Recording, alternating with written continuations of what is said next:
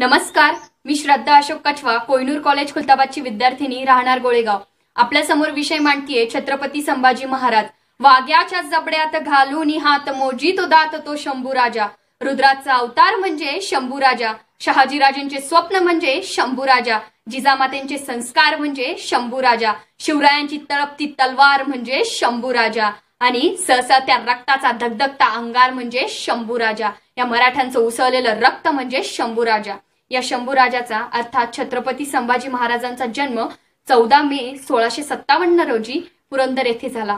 तोफांचा गडगडाट झाला. सनई चौगाड्या वाजू लागल्या. सगळीकडे आनंद झाला. भगवा देखील अभिमानाने फडकू लागला आणि सह्याद्रीच्या कडेकोपऱ्यात एकच आवाज घुमू लागला, माझा शंभू जन्मला, माझा राजा जन्मला, माझा शंभू राजा जन्मला.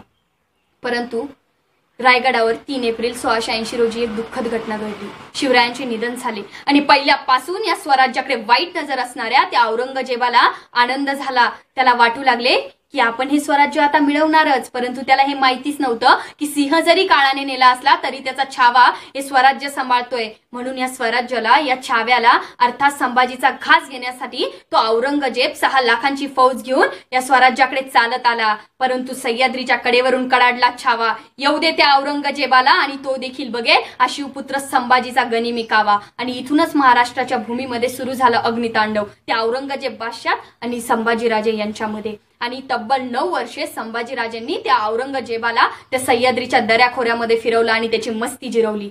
परंतु या संभाजीराजांचा पराक्रम त्या औरंगजेबाने पाहिला आणि त्याने ठरवलं की येणाऱ्या 6 महिन्यामध्ये आपण स्वराज्य जिंकायचं, महाराष्ट्र जिंकायचं, त्या संभाजीराजाला ठार करायचं, मारायचं आणि दिल्लीला वापस जायचं. आणि त्याने पहिला किल्ला जिंकायचा ठरवला, तो म्हणजे रामशेष किल्ला. अरे रामशेष सारखा किल्ला तो औरंगजेब 7.5 वर्ष लढत होता तरी पण तो किल्ला जिंकू शकला नाही. तो काय त्याचा बाप जरी आला असता तरी तो किल्ला जिंकला नसता. कारण की ते औरंगजेब बादशाह किल्ला लढवत होते किल्ला जिंकण्यासाठी आणि आमचे मर्द मराठे मावळे किल्ला लढवत होते तर शिवरायांचे राज्य वाचवण्यासाठी, स्वराज्य वाचवण्यासाठी. खरंच मृत्यूलाही मारण्याचा होता ज्याचा कावा, खरंच मृत्यूलाही मारण्याचा होता ज्याचा कावा, असा निधड्या छातीचा एकमेव छावा, असा निधड्या छातीचा एकमेव छावा, असा होता हा आमचा संभाजी.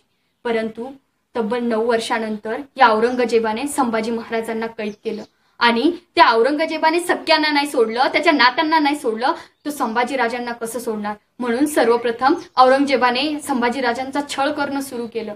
औरंगजेबाने संभाजीराजांच्या शरीराची चामडी काढली, नंतर त्यांचे डोळे काढले, नंतर त्यांची जीभ कापली, नंतर त्यांच्या कानामध्ये शिशाचा रस ओतला. अरे एवढा अन्याय सहन करूनही आमचा संभाजी राजा मात्र ताटच, नाही झुकवली मान आणि नाही वाकवला कणा.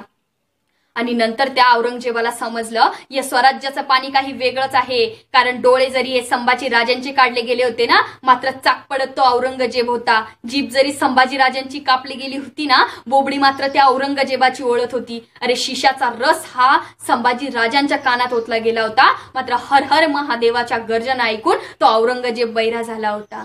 अरे कैद होऊनही संभाजीराजेचाच विजयी झाला. परंतु औरंगजेबाने संभाजीराजांना कैद करूनही पराभव त्या औरंगजेबाचाच झाला आणि पराभूत तो औरंगजेबच झाला. खरंच विजयाचा जल्लोष सुद्धा या संभाजीराजांनी औरंगजेबाच्या वाट्याला येऊ दिला नाही. खरंच असे होते हे आपले संभाजीराजे. परंतु तो एक दिवस आला, त्या दिवशी त्या औरंगजेबाची शेवटची रात्र होती. होय, अहमदनगर जिल्ह्यातील भिंगोर या गावी 16 फेब्रुवारी 1707 ही रात्र. या रात्री औरंगजेब त्याच्या शेवटच्या घटका मोजत होता आणि त्या रात्री त्याला शेवटच्या घटका मोजत असताना त्याला दिल्ली दिसत नव्हती, आग्रा दिसत नव्हता, लाल किल्ला दिसत नव्हता, तर त्याला दिसत होते मर्द मराठे मावळे आणि त्याच्या डोळ्यासमोर येत होत्या त्यांनी केलेल्या त्याची कुकर्माची त्याला लाज वाटत होती आणि अस्पष्ट आकृती संभाजीराजांची त्याच्या डोळ्यासमोर येत होती.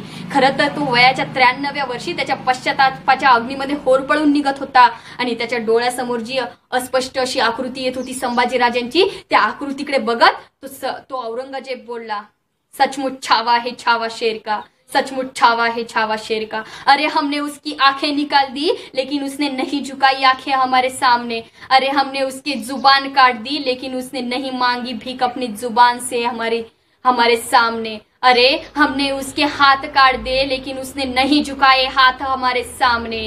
अरे हमने उसके पाँव काट दे लेकिन वो नहीं भागा उस पाँव से अपनी जान बचाने के लिए। अरे हमने उसका सर कलम कर दिया लेकिन उसने नहीं टेका माथा हमारे सामने। सचमुच छावा शेर का, सचमुच छावा शेर का। आणि शेवटी औरंगजेब देखील त्यांच्या देवाला बोलला, हे मालिक, काश मेरा एक भी बेटा ऐसा होता ना तो मेरी पूरी कायनात पे आज इस औरंगजेब का राज होता, इस औरंगजेब का राज होता। खरंच हे संभाजीराजे होते, जगले 32 वर्ष, पण जरी 32 वर्ष जगले असतील ना, इतिहास घडवून गेले, त्या औरंगजेबाला रडवून गेले, आले वाघावानी आणि गेले सिंहावानी, आले वाघावानी आणि गेले सिंहावानी। एवढे बोलून मी माझे 2 शब्द संपवते। धन्यवाद।